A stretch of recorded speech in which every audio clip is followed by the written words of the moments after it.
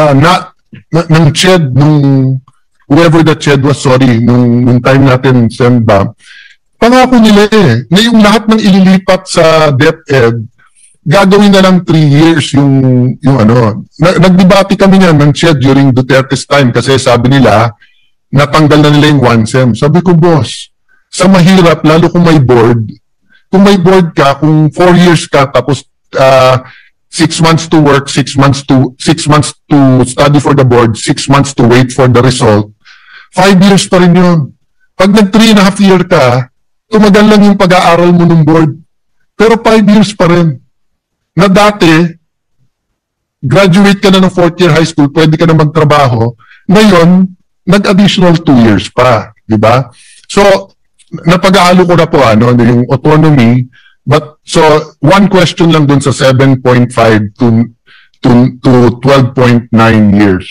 Wala akong problema kung sasabihin yung we have a 3-year plan, in 3 years, 12 or 12.9 years na tayo. Wala rin akong problema yung kay Senator Jinggoy. Tanggalin na natin yung senior, whether 1 year or 2 years, K to 10 ulit tayo. No? So, when we started, and of course, I honor President Aquino, no? It was K-10, walang K.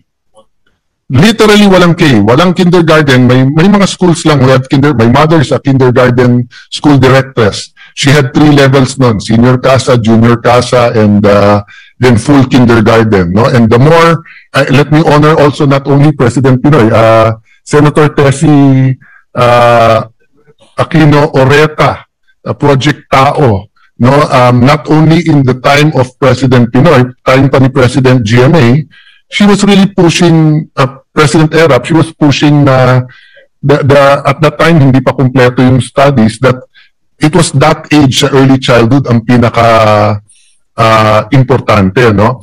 My point is, we get nowhere if we just answer na, well, it's the best system, but we can't implement it.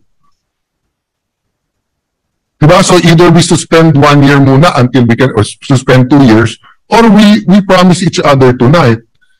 Again, in honoring you, Mr. Chairman, tinitingnan ko yung briefer. Ang laki na ng dinagdag mo. I think you added almost 200B ba? Tama ba? From the House version to the Senate version.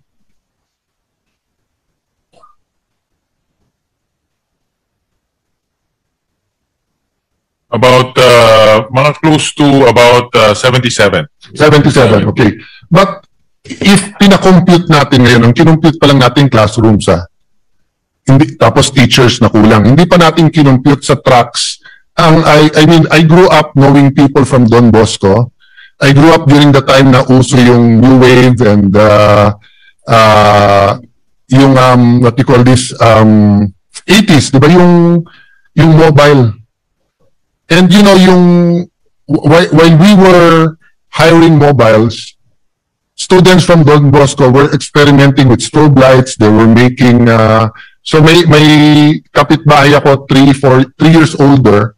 Kinumbinsin niya ako na yung makina para sa train ng dad ko, yung mga train nun collectible yon. Kinuha niya yung machine kasi to regulate electricity. Kumuha kaming basketball. Gumawa kami ng salamin, dila namin sa gawa ng salamin, gumawa kami ng sarili naming mirror ball na mas mura. Okay? Kasi taga Don Bosco siya. Tapos pumunta kami ng Don Bosco, binili niya yung official na strobe lights, but gumawa din sila na parang ang itsura, parang traffic lights na may mga machine sila to time that. No? But basically, may electrical sila, may, di ba, yung tayo siguro sa practical arts, it was how to, not welding yung may bakal na iinitin mo, di ba? Soldering, di ba? Mga ganun yung ginagawa, di ba? Tapos yung women naman, sewing, cooking, tapos sa school namin, you change for 1 semester. 1 semester mag-HE kami, home economics, 1 semester sila mag-practical arts ang tawag. So when we promise K to 12, talagang yung mga gusto, magkakaroon na ng kurso kung accounting track. Or kung electrical engineering, magkakaroon ba kami ng ilang kotse sa high school namin para pwede kaming mag-mekaniko. Di ba? Yeah, 2013, grabe na internet at computers, coding, etc. I remember I had the project noon with a computer school, Bilibid IT. We were teaching, kasama ka, 4 courses sa Camp Bagong Diwa sa mga detainees, no? So of course, iniisip na namin paano ba, so I'm happy you simplified the track.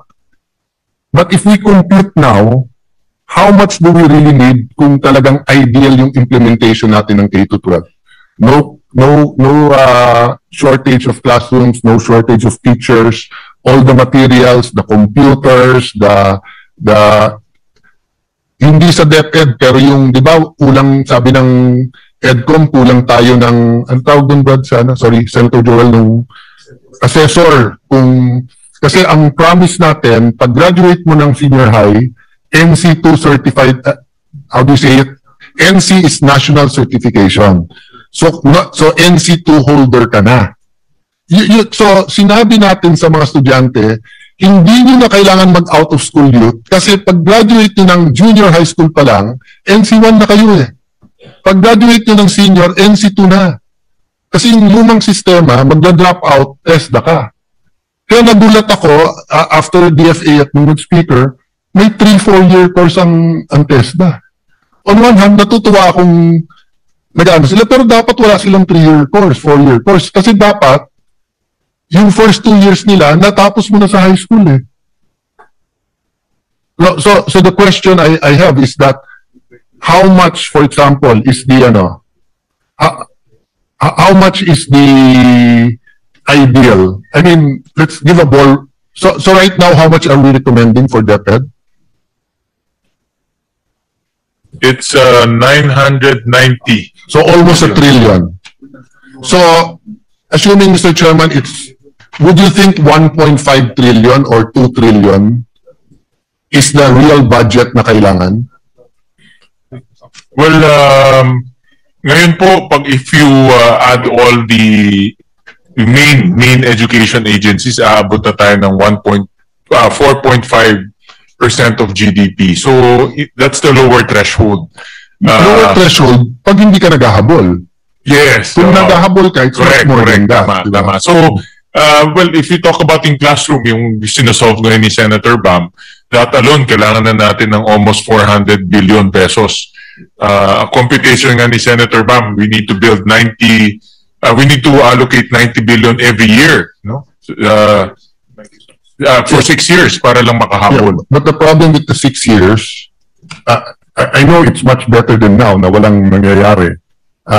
And it's not one person's fault, di ba? The pandemic, finances natin and everything, what we call this rapid urbanization, wala nang lupang mabili yung iba. But the point, Mr. Chairman, is I can ask you many questions, but it all leads us to our present situation. I can ask a daming details sa budget, and I'm sure you can answer it, but it won't solve the problem.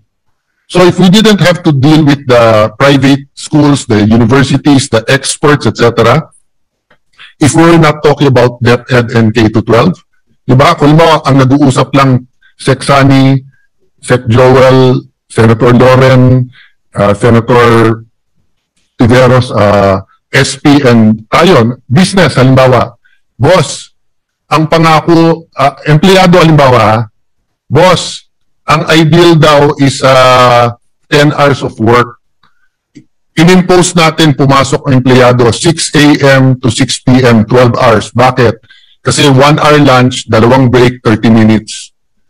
Nung nagkaroon ng study, ang sabi, pag 12 hours mo pinapasok, hindi nakaka 10 hours. Nakakatrabaho lang siya 8 hours. So pag may lumapit sa atin na union, boss, subukan kaya natin, 10 to 6 na lang, 10 hours. May 1 hour break pa rin, 9 hours. So hindi pa rin tayo 10. Pero baka yung 1 hour break, baka 9 hours tayo. So do we want 9 hours out of 10? Or do we want 8 hours out of 12? Kasi except for Lasal Green Hills na half day sila, during our time, everyone was 7 to 3, 8 to 4. Ngayon, lahat halos ng highly urbanized cities, naka 2 shifts, yung iba naka 3 shifts. So half day sila eh. So, I mean, I can go on and on arguing with the experts na in all the world, K-12, sorry, Satsani, naiisip ko dad mo, when I say the experts, diba? But even him did not predict the pandemic and did not see na Vietnam ma-overtake tayo and that ngayon, diba? I think last year, 2 years ago, the Minister of Education of Singapore was talking about something level of AI in grade 1, 2, and 3. Na tayo lahat nandun pa sa ano yung AI, diba? Pati yung ano, kinakanta nyo ba nung elementary kayo yung Old MacDonald had a farm, di ba? Pati yung AIO na ngayon eh. May AI na rin si Old MacDonald. Tayo wala pa rin eh. Hindi mo pwedeng sabihin sa elementary at high school ngayon na may track tayo na AI because very few public schools have computer laboratories. No, so my point is, if you're going to tell me now, don't worry, we have a 2-year plan, maybe 3-year plan. Even 3-year plan, I'll worry kasi may bago ng presidente by then. Eh. So, what do we do, Mr. Chairman? Do we just add to their budget? Or do we add radically para kaya? Or do we take out 1 or 2 years? Let's not sugarcoat it. There's no other way. If you take out 2 years now, we will have Sec Sani as the best education secretary in our history. You know, I'm not kidding. With your talent, with your connections, with your Sec Sani, ang problema mo, we're giving you more than you can, more food than you can eat. Diba? We're asking you to do the impossible with the present budget and the growth of population, the migration to public school, and all the other problems that you yourselves in EDCOM, wala ako dun sa EDCOM 1 masyad, kayo yun, EDCOM 2, di ba? But my point is, ayaw natin mag-decide eh. Ayaw natin mag-K-10 ulit, ayaw natin mag-K-11, ayaw din naman natin buhusan ng pera yung education, so we're stuck. So what do we do? What's the win-win situation? I see the win, but I don't see the win-win pa. Mr. President, for now, dahil ini-implement natin yung K-12, so nag-a-add tayo ng pondo. Actually, malaking pondo ang in-add natin. From NEP to GAB, umabot na ng close to about 150 billion ang in-add natin. So, yun po ang ating approach dahil pinapatupad pa ho yung ating current setup right now. Yeah. But, Mr. President, I'll go to a next topic, which is stunting. And I'm not calling anyone stupid. It's unbiblical. And if I call anyone stupid, then I'm also stupid because I'm part of this also. No? But sabi ni Einstein, if we keep doing the same thing and expecting different result, that's stupidity. Kasi hindi magbabago eh. So, insanity. Insanity is the better. And tama nga naman, insanity. But, yun nga.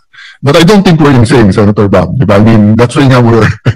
You need a little bit of radical thinking, and some people will think you're insane, but we're not insane. So the thing is, we're adding, Mr. Chairman, but not enough to make a change. So we're doing the same thing every administration and every Senate and Congress is doing na kailangan natin ayusin ng konti, dagdagan. That's why nga, sabi ko sa DSWD kanina, who wants to tell DepEd, get rid of some of your feeding programs? Pero ang finding ng DOST is 12% lang yung stunting 6 to 11 months old. Pero 1 to 2 years old, it becomes 30%. So ang kailangan natin feeding sa 1 to 2 years old, hindi sa grade 5 o grade 6. Of course, gusto ko pa rin may feeding doon, di ba? Pero kung nasa grade 5 na at stunted na siya, hindi na marireverse yun. So unless we have the kind of change that really will produce the results. So let me put it another way. In the same way that you chose 900 schools for your new curriculum, would we consider, so opening ng classes in 2026 is still June? So if we have 6 months, would you consider 100 or 200 schools na mag K-10 and see if they do much better than the K-12? Again, you don't have to answer now, ha? Kasi there's a lot of people to consult.